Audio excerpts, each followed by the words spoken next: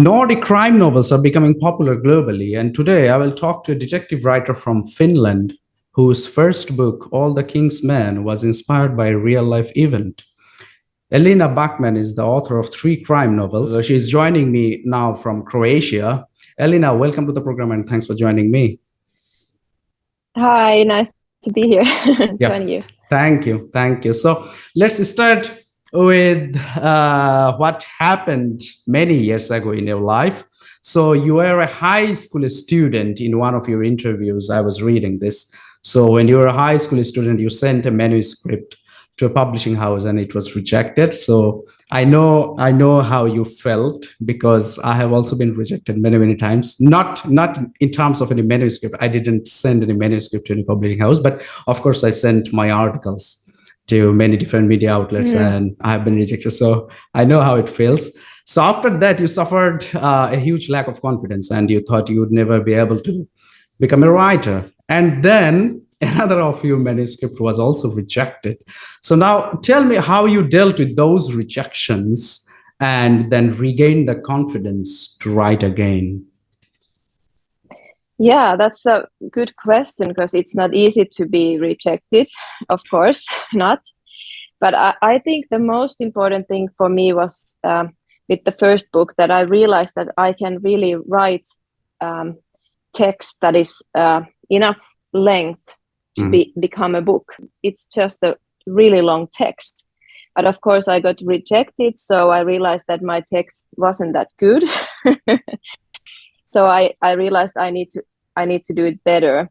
But it took after the first rejection, it took 10 years that I wrote the second one, and that also got rejected. And I was like suffering for the lack of confidence, as you said. And then I just realized that actually I didn't realize earlier that I need to write a crime novel that is one of my favorite genres in literature. And it has always been so. So I didn't just realize that what genre I should write. And after I realized I could actually write a crime novel, I felt that everything got easier. Something clicked, and I felt that, okay, this is the one thing I should do. So I wasn't that afraid of rejection then when I was writing the crime novel manuscript, because I felt that I just love to write this, and I just love what I do. So I don't even care what happens. I just need to write this down, the story I have in my head. Yeah, exactly. So there are 2 points, like, because you had been rejected before, so you had the courage and the strength in you that, okay, I don't care about the outcome or the result of my next attempt, but I'm going to try anyway. So that was one point. That's great. And another thing, as you said, and I was also reading your interview there, you said, what type of book should I write? So I should actually write detective stories because this is what I love. So because I love it, so I will be good at it if I try to write crime novels or detective stories. And then you understood, okay, if you write something with your heart and you really love it, so there will be readers who will also love it. So that's how it actually got started with you, I guess. And I also read it in the interview, right? Yeah. Exactly. So now, Nina Backman, I read it. She was your friend and then she became a family member. So she said this in this interview. That's what I was also reading. So she said it had always been obvious to her that you would write books, you would become a writer. And she also said in the interview that you had a strong passion for writing when you were young. So tell us about those days of your life and your passion for writing at the time, and also the type of writing activities that you were involved in back in that time. When I was in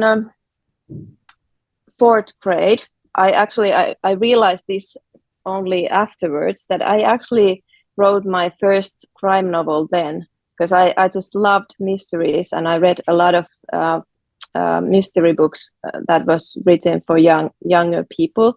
And each time we had our language studies at the school, I acted like a real life writer, because when there was a deadline, I didn't do anything before the last night before the deadline. And even though I was like 12, I wrote the whole night when I created the story, and each time I had like 10 or 12 pages of my story, and the task was usually write down 4 pages. So I couldn't just stop, and I kept writing and writing. And the teacher, well, there was this, after having those stories returned to the teacher, she might read some of those aloud to the class. And I think Nina was referring to the point that each time I wrote something, the teacher was always reading my stories aloud to the whole classroom. So maybe that was the thing she was referring to. Yeah, exactly. And I felt really embarrassed when the teacher was reading my stories aloud, but I also loved it. So I feel the same way at this day. Yeah, I get it. So now let's talk about your first book. So it's AlltheKing'sMen, but the Finnish title is Kun Kuningas Kuolee. So like when the king dies. Yeah. So it's based on an unsolved homicide from real life. You received earrings from your mother-in-law, and that is when you learned about that homicide. So tell us that story and how it prompted you to start working on this book. Yeah, because after I had realized that I should write a crime novel, I was really, I felt that, okay, this is my thing, but I didn't know what to write about. And I felt that actually the story somehow found me, because I got those old earrings from my mother-in-law, and I asked about those earrings, and she was telling me that actually she got those from her godfather, who lived in a mansion in a place called Hartola. And Hartola is a really small place in the middle of Finland, and it's really self-confident because it calls itself a kingdom, even though Hartola is inside Finland. And I was like, oh, that sounds interesting. And I realized that actually I wanted to see the place. And after the mother-in-law also told that actually the godfather got murdered in his mansion in the late 70s, I felt that, okay, this is something special. I need to find out more. So I went to Hartola and saw the places, and I fell in love with the Koskipää mansion. It's also a place in real life, and it's in my book as well. And I felt, okay, there's something special there, like dark waters of Tainionvirta and the old mansion and the homicide that wasn't solved yet.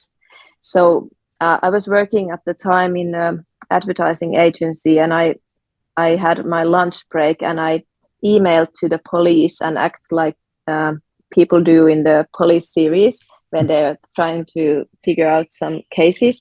So I asked about the case, and I was hoping I could get the files from the police so I could find out more, because it happened in the late 70s. So, and there wasn't that much information online about the case. And it took 1 week when I got the real phone call from police, and they were like saying, oh, you were asking about this old murder. And I was like, yeah, I was asking, could you send me the file? And they were saying that of course not, because the case is still unsolved, so everything's secret. And that was the first point that I was really hoping to find out more, but I wasn't able to. So I decided that, okay, maybe it's impossible to write about real life story without saying that you did it, without evidence. So yeah. So then I realized that, okay, I just fell in love with Hartola. I will create a total fictional story around Hartola, but I might use Koskipää mansion and some of those characters from the real life. So that was the first point. Okay, so you visited Hartola several times to do investigations. for the book. Yeah. Can you tell me some details about those investigations and how those went? Yeah, it's an old mansion, and there's also Itä-Hämeen Museo, like a museum. Museum, yeah. In the museum in the area. So I interviewed the museum like a keeper or director, and I understand. He was telling me really interesting stories about the life in the 70s in Hartola and about the man who lived in the mansion. But that was also the second point. I realized that I couldn't get enough information about everything in real life. So then I just stopped, and then I started to create everything like fictional. But the godfather who lived in the mansion was really interesting character, and in real life he also had like best orchids of Finland. He was growing them in one room, and the other there was a duck family living with him inside of the mansion. So I got those details to the story as well. And then I realized also a really important thing that when I write, I really love real places, so that I can just walk around and sense the atmosphere and then try to write about it. And it's also really nice that actually people who have read the book have went to Hartola, and they wanted to see all the places. And I've got lots of photos of my readers walking in the Koskipäämansen area, and they have sent me hellos from there. So, and one of my readers told me a really nice comment. It was about the fact that they actually feel that the surroundings, the milieu, is one of the characters as well. And that tells me that I might have succeeded to describing the places so interesting that people like those surroundings as well. Is the mansion still there in Hartola? The Koskipa mansion. Okay. Yeah. And people are really interested in visiting it and what's inside. And they wanted to know the story of the mansion and also what happened to that godfather that you and they are also asking who did it, who is this character and this character in real life, and they try to say that it's not based on the true story totally. Yep, I understand. So it's very interesting that you became a published writer during the difficult time of the coronavirus pandemic. So how did you feel when the first book was finally published after years of hard work during this global health crisis? Yeah, I didn't actually, I don't know, I was both excited and nervous, and I didn't know what to expect, because I was also afraid of this situation, this COVID situation that was new for everyone.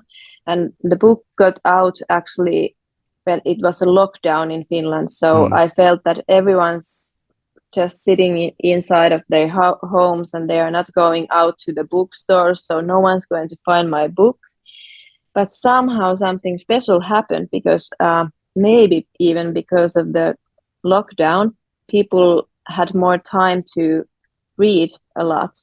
And because of the social media, the first readers of my books, they recommended the story to others, and it went really big actually, just in couple of weeks. So I have afterwards, I have thought that actually it was sort of luck there as well, because maybe without the lockdown, people wouldn't have time to read that much. So in that sense, the pandemic was kind of a blessing in disguise. Yeah. Even though there were infections, there were deaths, there were lockdowns, there were restrictions on people's movement. Yeah, but it's still. Yeah, of course, it was a sad story, of course, the total situation. Yeah. But in this point of view, it was. It was like a good thing for you, because people had more time to stay at home and spend their time on reading something. So like books and articles, and that's how they discovered your book, and that's how it actually got big and then became bigger.